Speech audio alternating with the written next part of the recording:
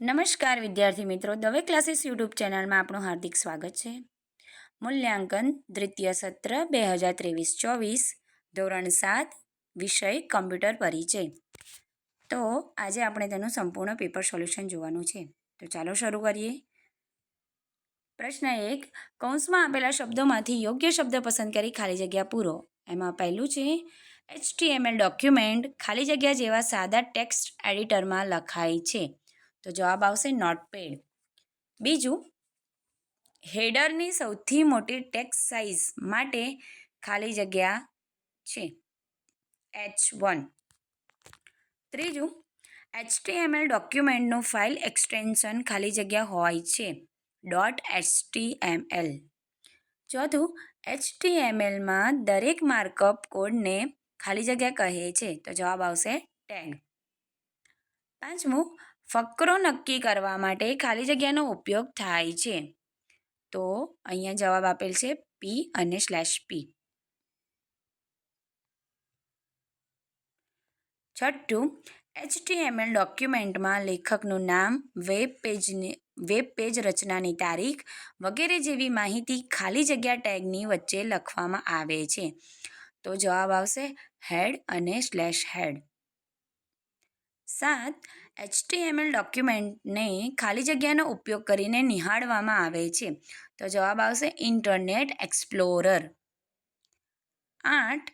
ખાલી જગ્યામાં input, path, પ્રક્રિયા અથવા નિર્ણયના તબક્કા અને છેલ્લે આઉટપુટનો સમાવેશ થાય છે. તો જવાબ આવશે ફ્લો ચાર્ટ. 9. ફ્લો ચાર્ટમાં ખાલી જગ્યા પ્રતીક ગણતરીની પ્રક્રિયા સૂચવે છે. તો જવાબ આવશે પ્રોસેસ. 10. ખાલી જગ્યાના આધારે ફ્લો ચાર્ટ દોરવામાં આવે છે. તો જવાબ આવશે એલ્ગોરિધમ. 11. ખાલી જગ્યા એ વેબ પેજમાં ટેક્સ્ટ, ચિત્રો અને ધ્વનિ ઉમેરવા માટે ઉપયોગમાં લેવાતા માર્કઅપ સંકેતો કે પ્રતીકોનો સમૂહ છે. તો જવાબ આવશે HTML. 12. કોઈપણ કાર્ય પૂર્ણ કરવા માટે અથવા કોઈ સમસ્યાના ઉકેલ માટે આપવામાં આવતા નિશ્ચિત નિયમોના સમૂહને ખાલી જગ્યા કહે છે. તો જવાબ આવશે એલ્ગોરિધમ. 13. ફ્લો ચાર્ટમાં જો A B તો યસ પાથ લેવો, અન્યથા પાથ નો લેવો પ્રકારના કાર્ય માટે ખાલી જગ્યા ચિહ્નનો ઉપયોગ કરવામાં આવે છે. તો જવાબ આવશે સમબાજુ ચતુષ્કોણ. 14. પ્રમાણભૂત પ્રતીકોનો ઉપયોગ કરીને પ્રક્રિયા સમજાવતી આકૃતિને ખાલી જગ્યા કહે છે. જવાબ આવશે ફ્લો ચાર્ટ. 15. ખાલી જગ્યા વચ્ચેનું લખાણ ટેક્સ્ટ બ્રાઉઝર દ્વારા દર્શાવાતું નથી. તો હેડ અને /head જવાબ આવશે. 16.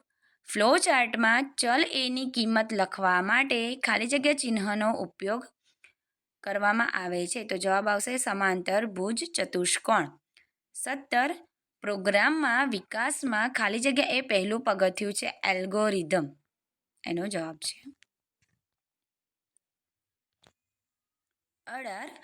એન્ડ ટેગ હંમેશા ખાલી જગ્યાથી શરૂ થાય છે. તો જવાબ આવશે /. 19. ખાલી જગ્યા ટેગ શીર્ષકની શરૂઆતમાં દર્શાવે છે. જવાબ આવશે હેડ. 20. HTML ટેગ હંમેશા ખાલી જગ્યામાં લખાય છે. તો <> ની વચ્ચે AND એન્ડમાં. બીજું, નામ આપો. નોટપેડ ફાઇલનું એક્સટેન્શન. તો જવાબ આવશે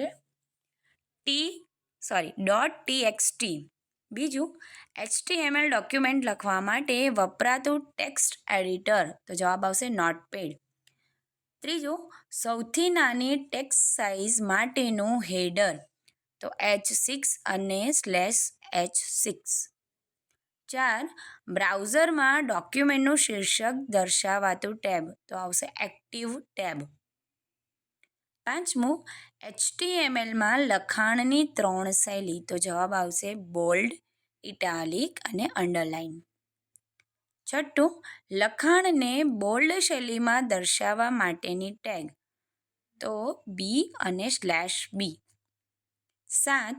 HTML ડોક્યુમેન્ટ જે ટેગ સાથે શરૂ થાય છે તે ટેગ તો આવશે HTML.